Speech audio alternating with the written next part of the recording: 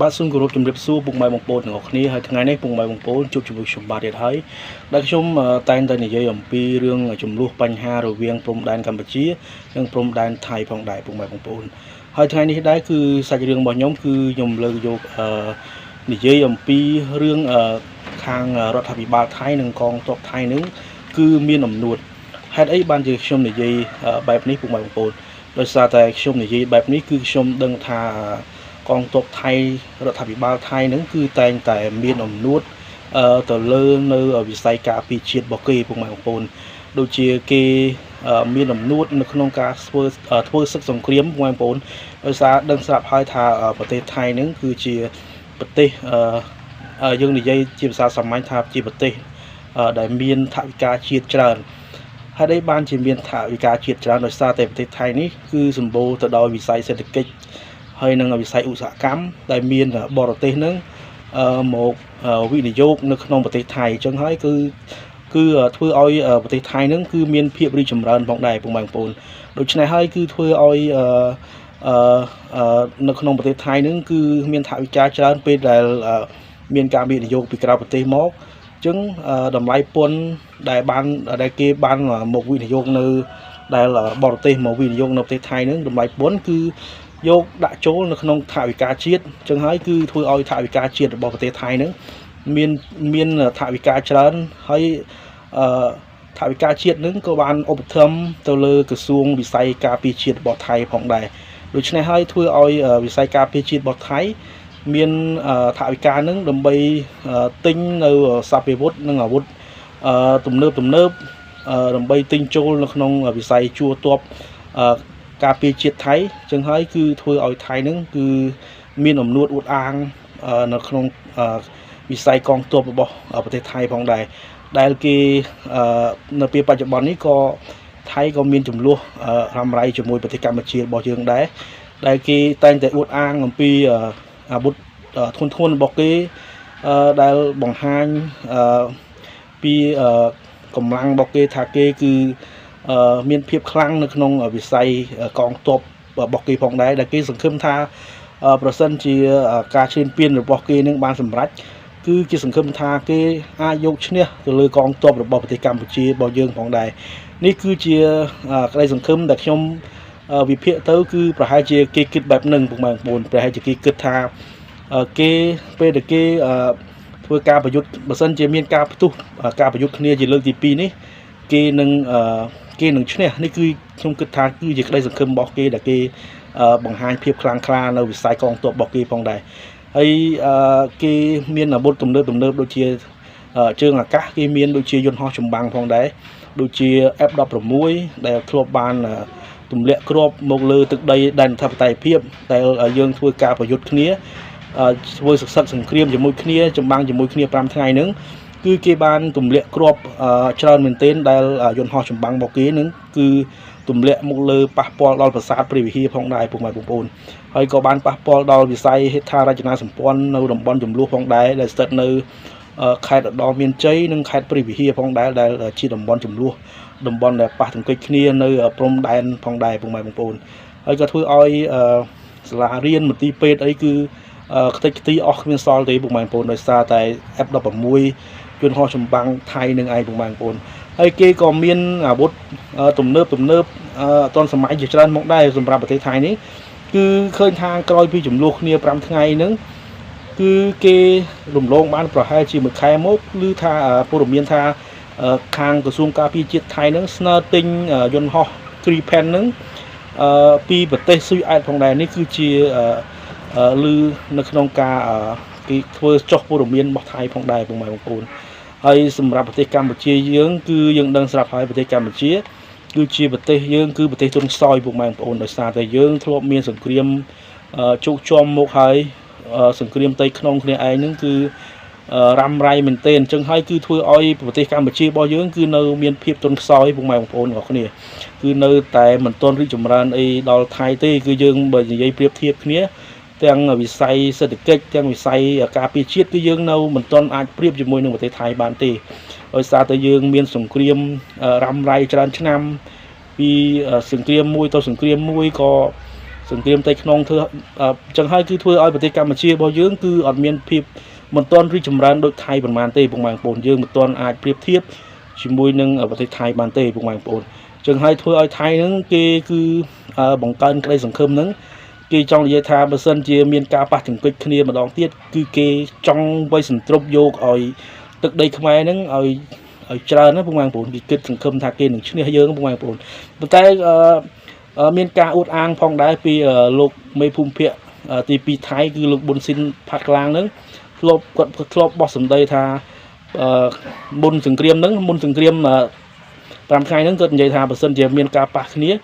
គឺរយៈពេល3ថ្ងៃហ្នឹងគាត់នឹងវាយឲ្យដល់ទីក្រុងភ្នំពេញប៉ុន្តែពេលដែលប៉ះគ្នាជាក់ស្ដែងសូម្បីតែយកដីដែនអធិបតេយ្យភាពរបស់កម្ពុជាតែបន្តិចក៏គាត់យកមិនបានផងនេះគឺជាភាពកក្លឿនភាពអំនួតរបស់គាត់ដែលបានបោះសម្ដីមកលើប្រទេសកម្ពុជារបស់យើងប្រទេសកម្ពុជារបស់យើងទាន់ខ្សោយមែនប៉ុន្តែយើងមានយុទ្ធសាស្ត្រសង្គ្រាមហ្នឹងគឺជោគជ័យហើយពុកម៉ែបងប្អូនតាំងពីសម្ដេចហ៊ុនម៉ាណែតមិនទាន់ទប់តែទៅរៀននៅប្រទេសសហរដ្ឋអាមេរិកផងដែរកាលហ្នឹងគឺជាសម្ដេចហ៊ុនសែនគឺជាអ្នកដឹកនាំប្រទេសអញ្ចឹងសម្ដេចធិបតីកាលហ្នឹងគឺគាត់ទៅសម្ដេចហ៊ុនម៉ាណែតហ្នឹងគឺគាត់ទៅរៀននៅសាលាយោធា West Point នៅសហរដ្ឋអាមេរិកដែលជាសាលាយោធាល្បីផងដែរអញ្ចឹងយើងធ្លាប់មានយុទ្ធសាស្ត្រសង្គ្រាមនឹងឆ្អែតឆ្អន់ហើយសម្រាប់ប្រទេសកម្ពុជាអ្វីត្បិតតែប្រទេសយើងនឹងឆ្លងកាត់សង្គ្រាមប្រទេសអ្នកក្រមែនដូចជាការចោទរបស់ប្រទេសថៃនឹងប៉ុន្តែយើងគឺមានភាពអ្វីឆ្លាតផងដែរនៅក្នុងការធ្វើសឹកសង្គ្រាមដោយសម្ដេចតេជោតែងតែដឹកនាំនៅក្នុងការធ្វើប្រើយុទ្ធសាស្ត្រសង្គ្រាមផងដែរដែលគាត់ធ្លាប់មានបទពិសោធន៍ជោគជ័យផងដែរហើយប្រទេសកម្ពុជាគឺមិនដែលខ្លាចទេសម្រាប់ការបើសិនជាប្រទេសថៃចង់ឃ្លានពានដែលអធិបតេយ្យភាពទឹកដីរបស់ប្រទេសកម្ពុជាគឺកងកម្លាំងកងទ័ពកម្ពុជារបស់យើងគឺមិនអបដៃទេគឺដឹងតែមានការប៉ះទង្គិចគ្នាហើយបើយើងនិយាយអំពីសហរដ្ឋអាមេរិកថៃមានសារព័ត៌មានថៃមួយនឹងគាត់គឺជាអ្នកសារព័ត៌មាននៅក្នុង YouTube ដែរគាត់បាននិយាយថាសហរដ្ឋអាមេរិកជាមួយថៃគឺជាមិត្តទំនាក់ទំនងមិត្តភាពគ្នានឹងជិត100ឆ្នាំហើយប៉ុន្តែខ្ញុំឃើញថាទោះបីជាសហរដ្ឋអាមេរិកមានទំនាក់ទំនងល្អជាមួយថៃជិត100ឆ្នាំមកហើយក៏ដោយប៉ុន្តែឃើញថានៅក្នុងពេលចំនួនព្រំដែនកម្ពុជាថៃនេះឃើញថាសហរដ្ឋអាមេរិកលោកប្រធានាធិបតីសហរដ្ឋអាមេរិកលោក Donald J. Trump ហ្នឹងគឺមិនបានកាន់ជើងទៅខាងភាគីថៃប៉ុន្មានទេហើយសហរដ្ឋអាមេរិកជាមួយកម្ពុជាក៏មិនមានចំនួនដែរគឺមានទំនាក់ទំនងដែរប៉ុន្តែមិនសូវស្អិតល្មួតដូចជាសហរដ្ឋអាមេរិកមួយថៃទេប៉ុន្តែក៏គាត់មិនបានឈោខាងថៃប៉ុន្មានដែរគឺគាត់នៅឈោនៅភាគីកណ្ដាលផងដែរដោយគាត់ដឹងថាប្រទេសថៃនេះគឺជាប្រទេសដែលឈ្លានពានទឹកដីរបស់ប្រទេសកម្ពុជាអញ្ចឹងហើយធ្វើឲ្យគាត់នឹងមានការកាន់ជើងខ្លះដែរមកលើប្រទេសកម្ពុជារបស់យើងដែលគាត់ឃើញថាប្រទេសកម្ពុជានេះគឺជាប្រទេសដែលទន់ខ្សោយអញ្ចឹងហើយគឺរងក្នុងការធ្វើបាបរបស់ភាគីថៃដែលជាប្រទេសសម្បូរទៅដោយថាប្រទេសអ្នកមានដែលក្រសួងការពារជាតិរបស់គេនឹងគឺខ្លាំងក្លាទាំងវិស័យសេដ្ឋកិច្ចទាំងវិស័យយោធាគឺគេមានភាពខ្លាំងក្លាមែនទែនអញ្ចឹងហើយគឺធ្វើឲ្យលោក Donald J. Trump ហ្នឹងដោយសារតែគាត់ឃើញថា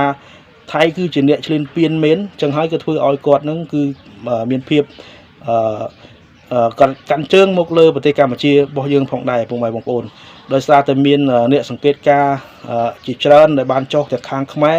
ខាងថៃគឺចុះឲ្យដឹងថាតើភាគីខាងណាគឺជាអ្នកដែលឈ្លានពានពិតប្រាកដអញ្ចឹងដោយសប្តាហ៍ថ្ងៃនេះគឺពិភពលោកបានដឹងហើយថាអ្នកឈ្លានពានទឹកដីគេពិតប្រាកដគឺជាប្រទេសសៀមប្រទេសថៃនឹងឯងដែលបានឈ្លានពានទឹកដីដែនអធិបតេយ្យភាពប្រទេសកម្ពុជារបស់យើងពុកម៉ែបងប្អូនដូច្នេះហើយធ្វើឲ្យពិភពលោកបានដឹងពីប្រទេសថៃប្រទេសសៀមនេះហើយថាគឺជាប្រទេសមួយដែលចង់បានសង្គ្រាមពុកម៉ែបងប្អូនដោយសារតែប្រទេសថៃនេះគឺគេជាប្រទេសអ្នកមានលុយអញ្ចឹងគេគឺមិនខ្វាយខ្វល់ប៉ុន្មានទេនៅការបើសិនជាមានសង្គ្រាមក៏គេមិនខ្វះលុយដែរពុកម៉ែបងប្អូនគេមិនខ្វះលុយទេនៅក្នុងការជួសជុលនៅវិស័យផ្សេងដែលបានខូចខាតដូចជាមន្ទីរពេទ្យសាលារៀននឹងឯងប៉ុន្តែសម្រាប់ប្រទេសកម្ពុជារបស់យើងគឺយើងមិនចង់បានសង្គ្រាមទេគឺយើងចង់បានសន្តិភាពព្រោះថាយើងឆ្លងកាត់ភ្លើងសង្គ្រាមហ្នឹងគឺឆ្អែតឆ្អន់ហើយដូចខ្ញុំបានលើកឡើងខាងលើនឹងឯងគឺ គឺយើងបានឆ្លងនៅភ្លើងសង្គ្រាមហ្នឹងគឺឆ្អែតឆ្អន់ហើយអញ្ចឹងហើយគឺយើងចង់បានសន្តិភាពដើម្បីយើងអភិវឌ្ឍនៅប្រទេសរបស់យើងឲ្យរីកចម្រើនផងដែរអញ្ចឹងគឺយើងចង់ដោះស្រាយគ្នានៅប្រព័ន្ធតុលាការយុត្តិធម៌អន្តរជាតិដើម្បីបញ្ចប់ចំនួនព្រំដែនរវាងប្រទេសកម្ពុជានិងប្រទេសថៃផងដែរហើយនេះគឺជាការលើកឡើងរបស់ខ្ញុំដែលខ្ញុំបានធ្លាប់ដឹងពីផ្សេងរឿងខាងស្រុកថៃនិងរឿងនៅក្នុងប្រទេសកម្ពុជារបស់យើងហើយខ្ញុំក៏បានលើកមកនិយាយដើម្បីឲ្យពុកម៉ែបងប្អូននោះបានដឹងថាប្រទេសជាតិនឹងប្រទេសជាតិយើងនឹងដើរដល់ចំណុចណាហើយអញ្ចឹងខ្ញុំធ្វើវីដេអូនេះគឺបំណងរបស់ខ្ញុំគឺចង់ឲ្យពុកម៉ែបងប្អូននឹងងាកត្រឡប់មកឲ្យយើងនឹងមានភាពជាតិស្នេហាជាតិដើម្បីប្រទេសជាតិរបស់យើងរីកចម្រើនអញ្ចឹងហើយគឺខ្ញុំចង់ជម្រាបថាខ្ញុំមិនមែនជាអ្នកសារព័ត៌មានទេខ្ញុំគឺគ្រាន់តែអ្នកធ្វើ content creator គឺជាអ្នកបង្កើតមាតិកាវីដេអូដើម្បីផ្ដល់ជាព័ត៌មានឲ្យពុកម៉ែបងប្អូននឹងបានដឹងខ្លះៗផងដែរហើយនេះគឺជាគោលបំណងរបស់ខ្ញុំដើម្បីឲ្យពុកម៉ែបងប្អូនរបស់យើងឲ្យដឹងពីព័ត៌មាននៅក្នុងស្រុករបស់យើងបន្ថែមទៀតបន្ទាប់ពីព័ត៌មាននៅក្នុងបណ្ដាក្រសួងផ្សេងៗបាទពុកម៉ែបងប្អូនហើយការវិភាគរបស់ខ្ញុំនិងការលើកឡើងរបស់ខ្ញុំថ្ងៃនេះក៏បានចូលដល់ទីបញ្ចប់ហើយបើសិនជាពុកម៉ែបងប្អូនចូលចិត្តនៅការវិភាគរបស់ខ្ញុំវីដេអូរបស់ខ្ញុំសូមពុកម៉ែបងប្អូនជួយចុច like page របស់ខ្ញុំអ្នកមួយដើម្បីទទួលបានវីដេអូថ្មីនិងជួយ subscribe channel YouTube របស់ខ្ញុំម្នាក់មួយផងដើម្បីឲ្យខ្ញុំមានកម្លាំងចិត្តធ្វើបន្តទៀតនិងពុកម៉ែបងប្អូនទទួលបានវីដេអូថ្មីៗរបស់ខ្ញុំពេលដែលខ្ញុំបង្ហោះផុសនៅក្នុង YouTube របស់ខ្ញុំនៅលើក្រោយផងដែរប៉ុន្តែគណៈពីនេះខ្ញុំបាទក៏សូមអរគុណសូមគោរពលាជួបគ្នានៅវីដេអូក្រោយៗទៀតបាយបាយ